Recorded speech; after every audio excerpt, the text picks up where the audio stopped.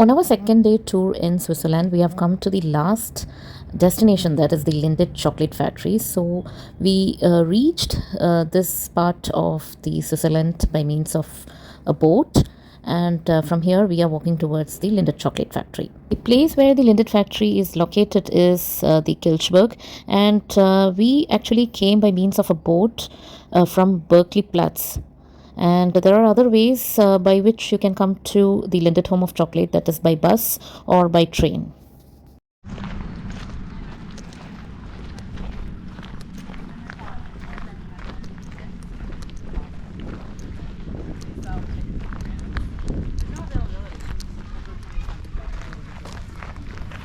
Depends on how many people you go. I know that if you go to the front there, the walls are clear.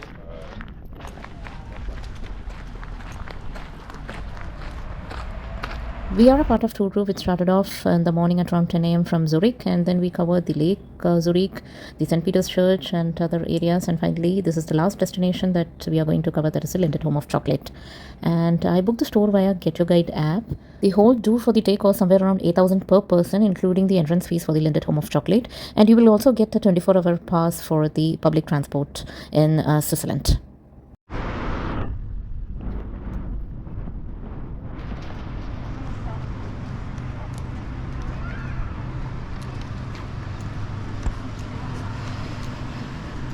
This Lindit Home of Chocolate, it usually opens from 10 a.m. to 7 p.m. and it is highly recommended to buy the tickets online in advance to secure your slot. As we are a part of a group tour, we need not worry about the tickets, and the experience actually includes a massive chocolate fountain as soon as you enter inside. And there are interactive tours, unlimited chocolate tasting, and the world's largest Lindit shop. Now, this tall chocolate fountain, which you see in front, is about 9 meters height, and about 1,400 liters of fine chocolate flows through the fountain at the speed of 1 kilo per second. Apart from this chocolate fountain, there is also an interactive chocolate museum which tells you all about this cultural heritage of chocolate. Now, before moving on to the museum, you have to keep your big bags inside this locker and remember your locker number. This is an audio guide station where you can collect the headsets for the tour, and each tour takes about 1.5 hours, and you can actually get information from the different stations inside the museum if you have this headsets with you. Schön, dass biometrische Schokolatier Sie auf der Chocolate Tour begleiten dürfen. Ihre Sprachrolle war erfolgreich und das Gerät funktioniert einwandfrei. Dann kann es ja losgehen. Hinter jedem Schwingwesen-Symbol verbirgt sich ein Stück Schweizer Schokolade. Wir verraten Now you can tap your headsets towards the below white icon showing the whisker, and then you will hear a beep sound, and then you can start hearing from the headset the histories at various stations. The initial few stations had this origin of cocoa, how the cocoa comes from the cocoa tree, and various types of cocoas available throughout the world. And then comes how the chocolate is harvested from the cocoa.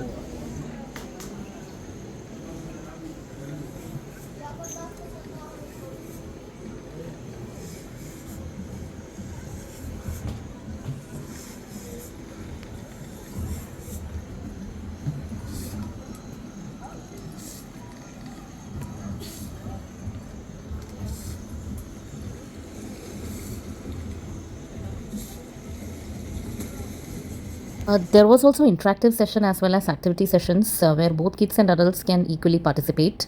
And this was one such activity session which gives you instruction on how to grind the cocoa into cocoa powder.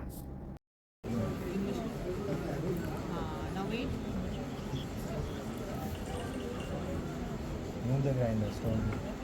Karo, आगे आगे उधर Game will start in 10 seconds. Wait.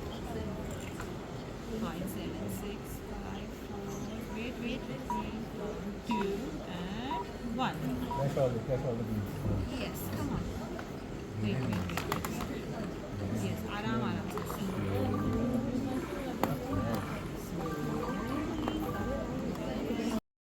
Now, this museum exhibits actually the 5,000 years legacy of chocolate, starting from ancient periods to the luxury the chocolate has earned till now. Now, this part of the museum looks a bit boring, but if you're a person who likes history so much, you might find it interesting, because the main part of the museum comes later, where it involves the tasting of the chocolate. So we have to go through this history initially in order to reach the last session, that is the chocolate tasting.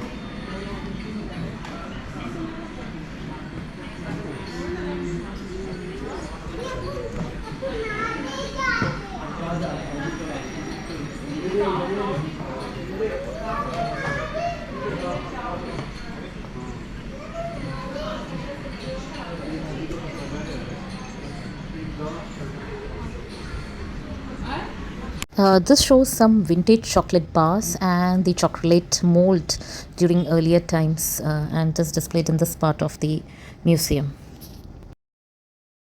This displays the initial step in chocolate production, that is transforming the raw cocoa beans to cocoa liquor. First step, of course, is the cleaning of the cocoa beans and separating them from impurities, if any. Second step is passing them through the crusher, where the beans are turned into nibs. That is the smaller shreds of the main cocoa bean. Now, the third step is the roasting of the nibs, and this actually gives special aroma to the cocoa. The roasted nibs now reach a beta blade mill for grinding process, as a result of which butter is released and becomes a paste known as cocoa liquor. Following are the sequence which shows how the cocoa liquor transforms itself to the fine chocolate that we eat. So these are the other processes which involves the formation of chocolate. Next comes the most important part and interesting part in the whole museum, that is the chocolate tasting. So you have a small chocolate fountain from where you can taste different types of chocolate, that is the white chocolate, dark chocolate, as well as the milk chocolate. You can taste the chocolate n number of times. There is no restriction as such.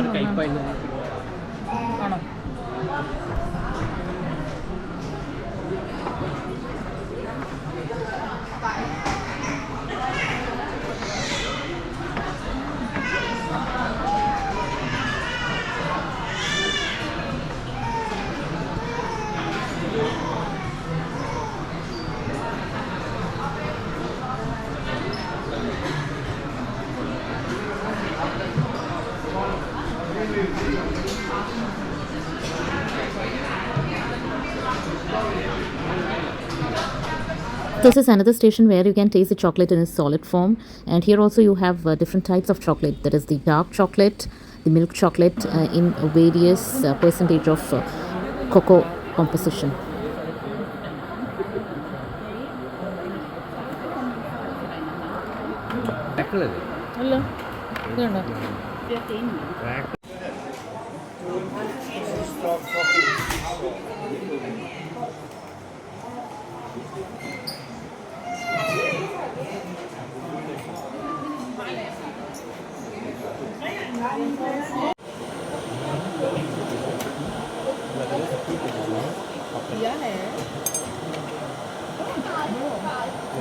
Thank you. This actually shows the percentage of cocoa in dark chocolate, milk chocolate, as well as white chocolate.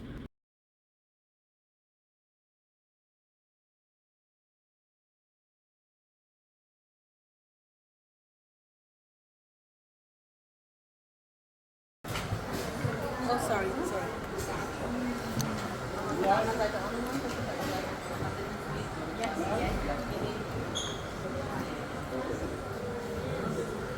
After tasting the liquid chocolate as well as the dark chocolates, we now entered another station which showed some history regarding the production, export, and import of chocolates. And it was a bit boring, so we just moved across the station very fast.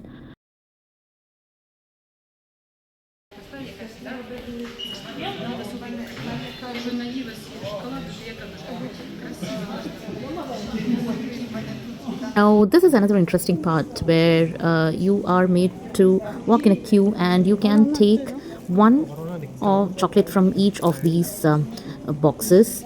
And if you are lucky enough, you can take two or three, but make sure that the person who monitors you doesn't notice that you're picking up more chocolate, because if you do so, they will ask you to put the extra chocolates inside the box.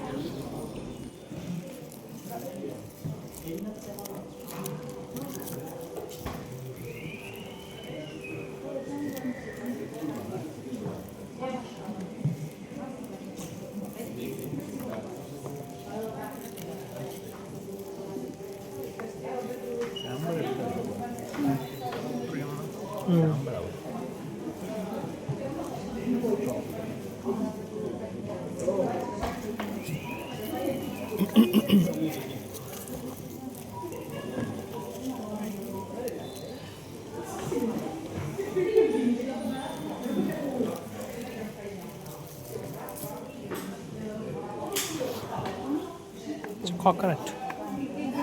Yeah, the coconut. Oh my god, please.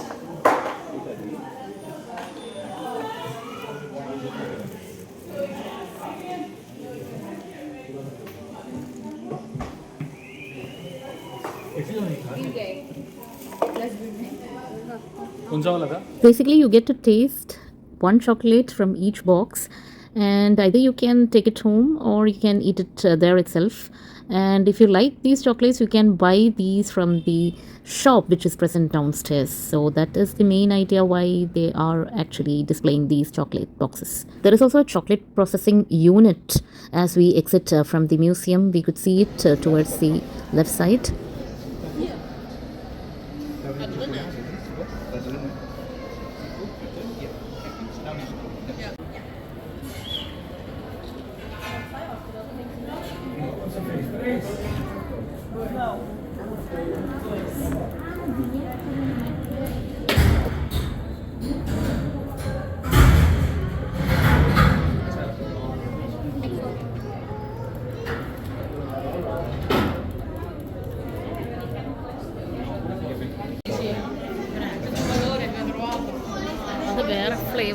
Your ticket actually has got a barcode which you can scan here, and you can get one more chocolate free. And this is actually like a game, and once you scan your ticket here, you can see how the chocolate is being delivered like a game.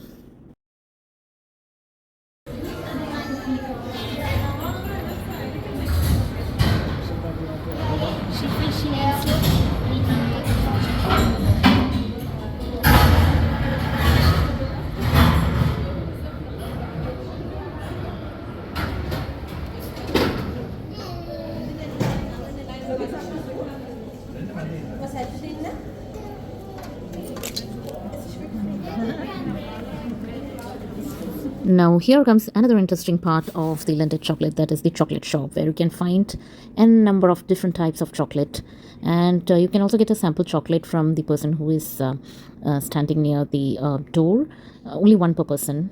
And you can select the chocolates whichever you want, and I did buy quite a number of chocolate, and I got chocolates for nearly 20,000 from the lindit. It's very expensive actually, and couldn't resist the chocolates and the varieties, so I had pick up one from each row, so that amounted somewhere towards 20,000 for the whole chocolate which I got from the factory. I also got an insulated bag with a thermal lining which had the lindit logo in it, so it cost somewhere around 1,000 rupees. So after taking some photos outside the lindit chocolate, we decided to go back to our apartment. So we thought we'll go by Uber taxi, but it cost somewhere around 19 francs, which is nearly equivalent to 2,000 rupees. So we thought we will utilize the public transport, as we have all got this pass for one day. So we are now moving towards the bus station, which is actually somewhere around 400 to 500 meters from the lindit chocolate. And we were tracking the bus with the help of the Google map. So once I typed in the Google map for my way to the apartment, there were several ways by which I can reach the main Zurich city. So but we opted for this as the bus station was near to the lindit chocolate factory. And then there is no ticket collector to see whether we have taken tickets or not. That's what I found. Even if you don't have pass, I don't think so anyone will notice if you travel by bus.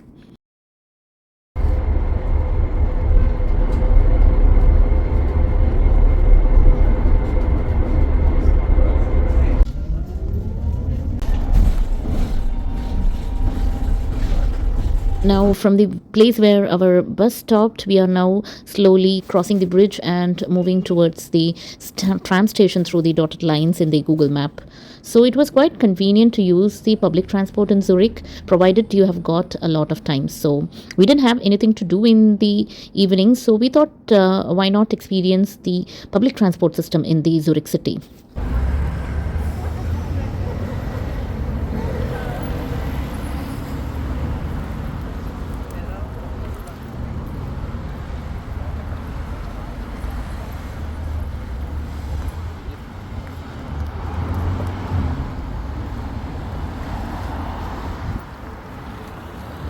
So the weather by evening was fine and sunny, so walking was not a big issue.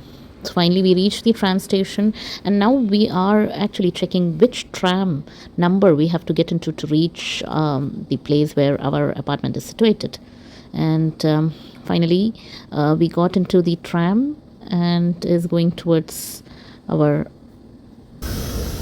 place.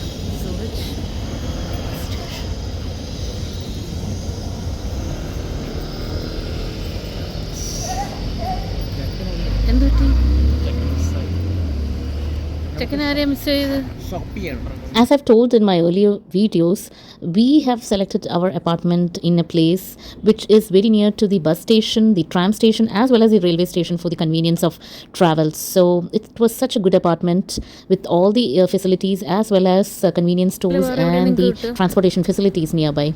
What you're seeing in front in the magnified view is the train station and the train inside the station.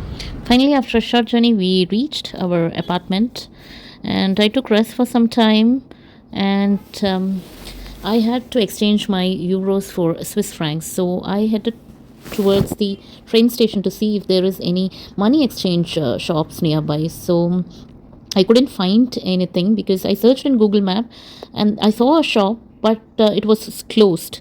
So then I asked the security nearby, and he pointed me towards the train station. And inside the train station, I was wondering where this bank is. He said there is a bank inside where you can exchange the euros for the Swiss francs. So I am now in search of the bank. So meanwhile, while searching for the bank, I took some photos of the Swiss rail, and you can see how close the railway station is near to the road. And if you walk for some distance, you can see that the railway station as well as the road is indistinguishable. So you have road in the middle, tram on the other side, and the railway station on this side. So it's such a unique view. So finally, after thoroughly searching the railway station, we finally found where the bank is. And once you get inside the bank, and if you say that you are here to exchange euro, they will give you a token number, and based on the token number you will have to stand in the queue and then get your euros exchange for Swiss francs. After getting the euros exchange for the Swiss francs, we thought we will buy some grocery items. So I searched again in Google for the supermarket, and it was found that the supermarket is in the next level down. So we got down the elevator and found this supermarket below the station.